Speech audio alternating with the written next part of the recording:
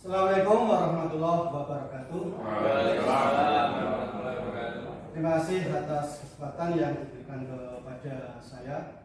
Yang terhormat Bu Indah selaku mentor untuk kegiatan seminar orientasi pengadilan dan etika bagi pegawai pemerintah dengan perjanjian kerja dan rekan-rekan guru P3K yang saya hormati.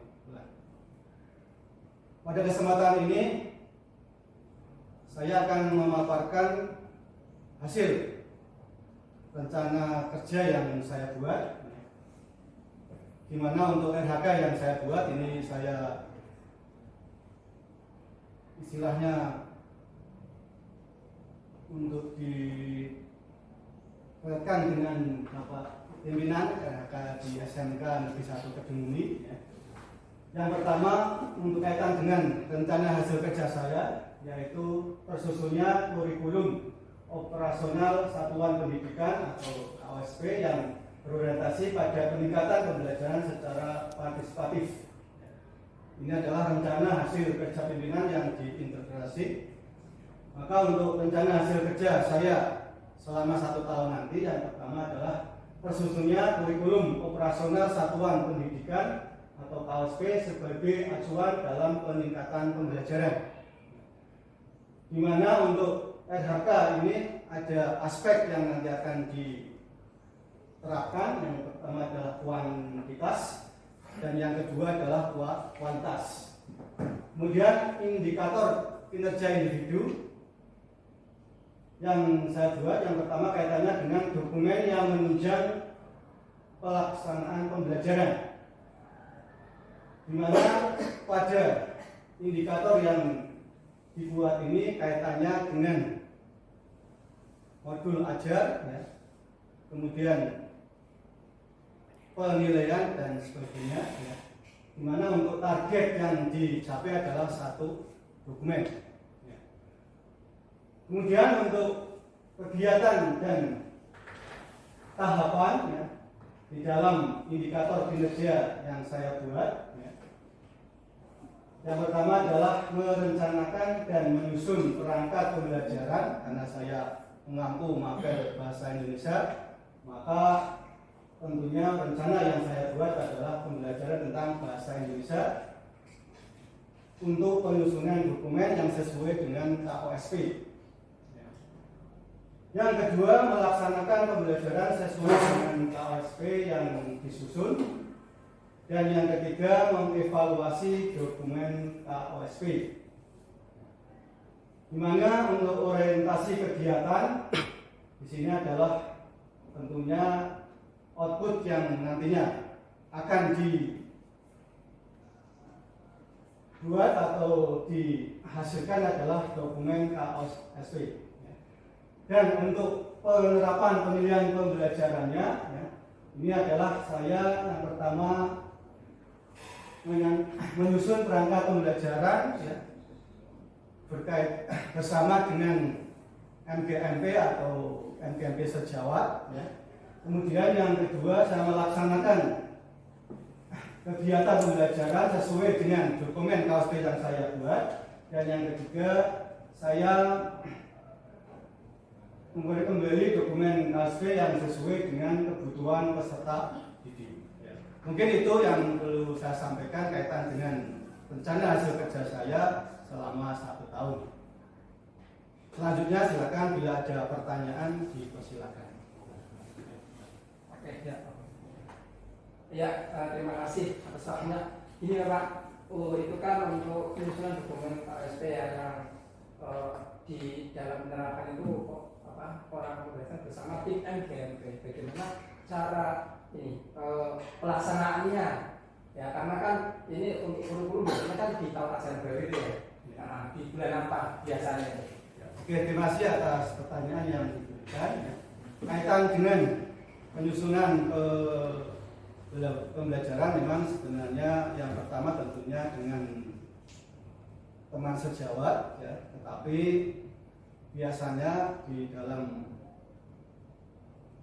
pembelajaran bahasa Indonesia kami juga selain dengan teman sejawat, nantinya pada bulan berikutnya, mungkin bulan Kalau awal bulan Juli, maka bulan Agustusnya kita melaksanakan konsultasi atau kolaborasi juga dengan MGMP supaya antara apa yang kita laksanakan di MGMP sejawat juga bisa terrealisasi, bisa persepsi sama dengan MGMP Kabupaten Kaleman.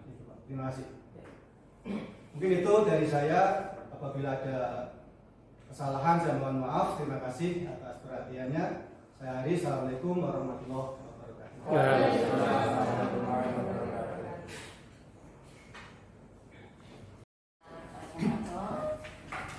Untuk berikutnya yaitu pemaparan dari mentor Ibu Indah, waktu berdebatkan persilakan. Terima kasih. Bismillahirrahmanirrahim. Assalamualaikum warahmatullahi wabarakatuh.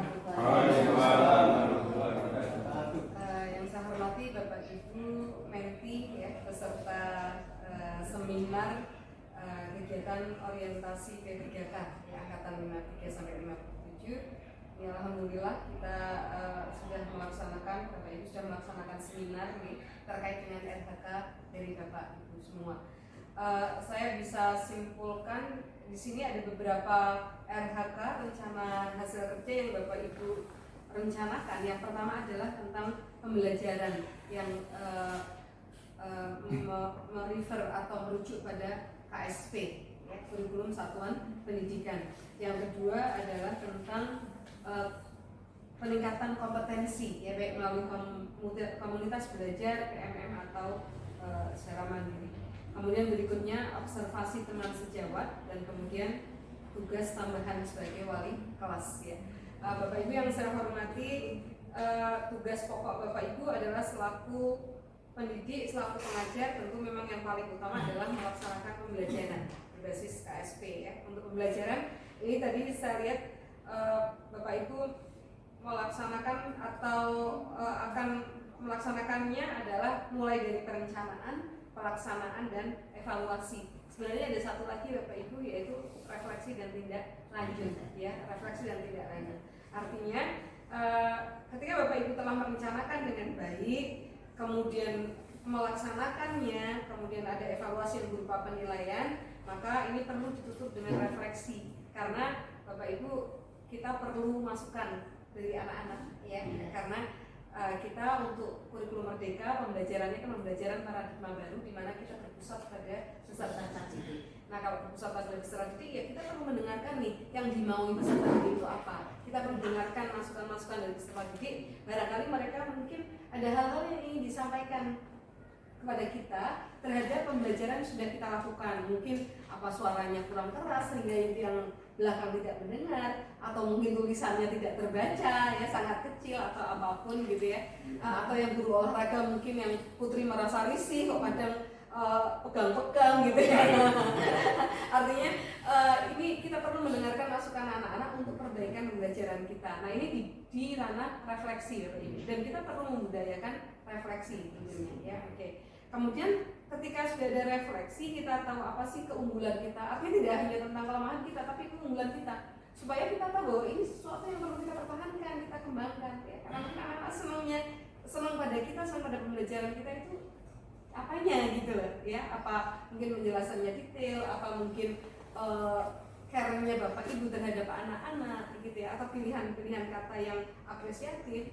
Itu kita juga perlu mengulik dari anak gitu ya. Itu refleksi. Nah, kalau sudah ada refleksi, kita tindak lanjut yang kebaikan-kebaikan kita dilanjutkan, kemudian kekurangan kita ya coba kita tutup lah ya, sesuai dengan apa sih kemampuan kita, sebatas kemampuan kita.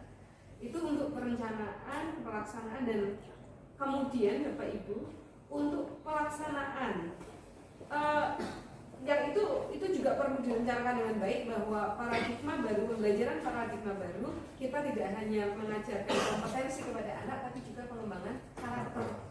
Ya, jadi jangan lupa Bapak Ibu ketika merencanakan, Bapak Ibu juga sudah harus merencanakan karakter apa sih yang akan saya kembangkan melalui pembelajaran ini. Nah, kalau misalnya karakternya berkolaborasi, maka tentu pembelajarannya harus didesain supaya anak-anak itu berkembang skill kolaborasinya.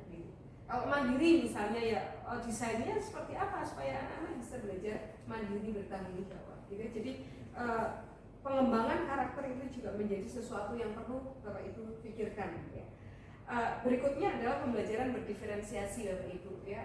Ini sesuatu yang menjadi apa ya, wacana yang terus didengungkan oleh kurikulum Merdeka. Kenapa begitu? Pembelajaran diferensi itu dalam rangka membuat anak-anak senang belajar. Kalau anak-anak memang dia kapasitasnya semua tiap anak itu kan unik ya. Tidak semua anak itu punya kapasitas yang sama dalam penguasaan setiap mata pelajaran. Ya, kalau anak-anak yang memang di bidang misalnya matematika itu tidak menguasai sekali, ya tidak harus kemudian kita paksa untuk sama dengan yang lain yang senang matematika. Ya, ini pembelajaran ketika anak-anak itu kita layani sesuai dengan kapasitasnya, sesuai dengan kebutuhannya, maka anak-anak akan menjadi senang belajar. Bapak Ibu. Kenapa anak-anak tidak senang matematika misalnya? Itu karena gurunya terlalu menuntut. Ya kamu harus pintar sama dengan teman kamu gitu ya. Tapi kalau kita memahami bahwa oh ya kapasitasmu itu tidak sebaik temanmu, maka ketika pembelajaran ya bagaimana kita melayani dia sesuai dengan kebutuhannya. Ujian pun atau penilaian pun tidak perlu sama dengan temannya ya, tentu grade nilainya juga nanti beda, nggak masalah karena memang beda gitu ya. Gitu. Termasuk dalam metode pembelajaran itu disesuaikan dengan kebutuhan atau gaya belajar anak misalnya. Ya, jadi pembelajaran berdiferensiasi itu kenapa penting itu dalam rangka membuat anak tetap termotivasi untuk belajar. Ketika kita nggak diferensiatif, maka anak malas belajar. Dia anak nggak suka olahraga, misalnya dituntut untuk bisa olahraga, malas ya karena dia merasa sangat dituntut. Gitu. Tapi ketika kita bisa memahami kebutuhan anak, maka mereka akan senang belajar. Yang berikutnya adalah KSG Bapak Ibu. KSG itu apa Bapak Ibu? Kompetensi sosial emosional. Ya, ini terkait dengan disiplin positif. Bagaimana kita menumbuhkan kesadaran anak-anak secara internal, intrinsik ya dari dalam untuk bisa patuh, untuk bisa disiplin. Maka kesepakatan kelas, terima kasih tadi Bapak Ibu sudah banyak menyinggung tentang kesepakatan kelas karena sekarang yang dianukan trennya bukan lagi hukuman, tetapi konsekuensi. Ya, itu berasal dari kesepakatan bersama.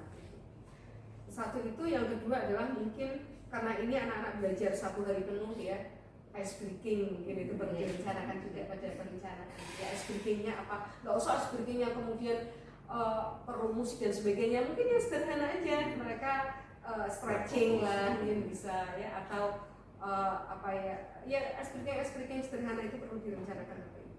Kemudian berikutnya adalah pilihan kata Bapak Ibu. Ya, hati-hati. Untuk pilihan kata jangan sampai Bapak Ibu menyampaikan anak-anak itu bodoh ya, anak-anak itu goblok, maaf ya, atau tambah ini nih yang biasanya guru begitu, misalnya ada anak yang bertanya kemudian kamu dari tadi ngapain kok nggak paham gitu kan, sudah saya terangkan. Jadi kalau seperti itu maka anak sudah nggak mau bertanya gitu. Ya karena omongan kita, bahasa kita yang membuat mereka ya semacam kecentok gitu ya. Kita anak mau bertanya tidak kita apresiasi, malah kita katakan seperti itu, loh kamu ngantuk makanya jangan ngantuk gitu ya, makanya jangan melamun misalnya, itu anak jadi dan ya pilihan. Maka kita perlu sering-sering memuji anak Bapak Ibu ya, karena ketika kita dipuji itu kita senang gitu ya. Nah ketika senang maka kita akan termotivasi untuk belajar. Kenapa anak-anak bolos? Kenapa anak-anak tidak tertib? Itu bisa jadi karena kitanya sendiri yang mungkin tadi pilihan katanya tidak kita perhatikan, kemudian care atau perhatian kita pada anak-anak juga kurang dan sebagainya, maka kita perlu introspeksi ya. Oke, itu kemudian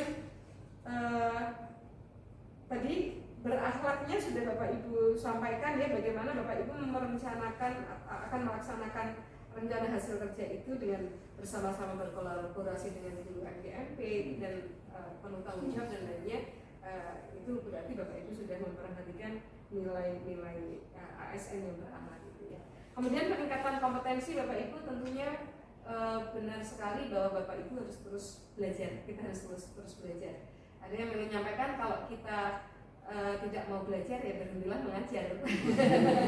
Belajar sepanjang hayat. Iya, belajar sepanjang hayat. Bagaimana anak-anak kita mau semangat belajar kalau kitanya tidak semangat belajar. Ya, dan sekarang itu kita laki, kita beruntung Bapak Ibu, ada banyak sumber belajar ya di internet banyak sekali kalau kita mau belajar itu yang penting ada kemauan